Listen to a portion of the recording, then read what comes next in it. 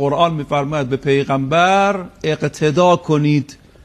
بینندگان عزیز دارن این برنامه رو گوش میدن، چجوری به پیغمبر اقتدا کنید؟ به چی باید اقتدا بکنید؟ ما 4 البته کتاب زیاد داریم در این رابطه، سنن النبی علامه طباطبایی دیگران، ولی از این روایت عیون متن کلام امام حسین و امیرالمومنین از پیغمبر، یعنی 3 تا معصوم تو این کلام نهفته. سند 1000 ساله که من کتاب دم دستی نیوردم، سند 1000 ساله مال شیخ صدوق. طولانی بعضیاشو میگم، اما سوال اول، وجود مقدس امیرالمومنین فرمودن که حسین جان جدتون رسول خدا اینطور بود، اذا آوا الی منزلهی، از در خونه که میرفتو وقتشو به 3 بخش تقسیم میکرد.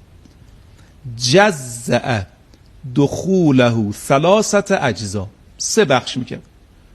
جزء لله، یه جزء برای خدا. آقای عزیز شما که تو خونه میری یه بخشی شب باید قرآن بخونی، نماز بخونی، مقید به دعا باشی، شب جمعه از دعای کمیلی ولو بخشی شد. بله، فرائض، نوافل. 2 جزء لاهلهی، یه وقتی رو اختصاص میداد به خانوادهش. دیگه اونجا جبرئیل و میکائیل و عرض میکنم که وحی و نماز و اینا نه، قشنگ مینشست کلمینی و اشقلینی، خانم بیا با هم حرف بزنیم، حرفای بسیار خانوادگی، کاملا خانوادگی.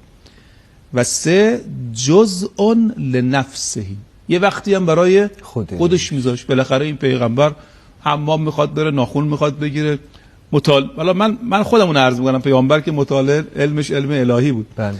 این خیلی مهمه های شریعتی. خانم اومده به شما میگه آقا صبح میره، شب میاد، یه روزنامه هم زیر بغلش از تو راه خریده، میاد خونه پاشو رو پا میاندازه، روزنامه رو باز میکنه. مثل اینکه این زن، این بچه، این نمیدونه این بچه کلاس چندمه، این چه کار داره، این غذا بیاریم، زورش هم میاد بگه آره اینطوری میکنه، مثلا سرش. این سیره پیغمبر نیست. تلفن‌های همراه و شبکه‌های مجازی که جای بمانه، فضای شبکه. یه آقا خانومی اومده بود یه وقتی تماس گرفته بود یا زنگ زده نوشته بود که آقای ما ناهارشون برن پشت میز کامپیوتر براش میذارم، یعنی اون لپتاپی که داره. بله. حاضر نیست بیاد با بچه‌ها غذا بخوره. این خیلی بده. اللهم صل علی محمد و آل محمد.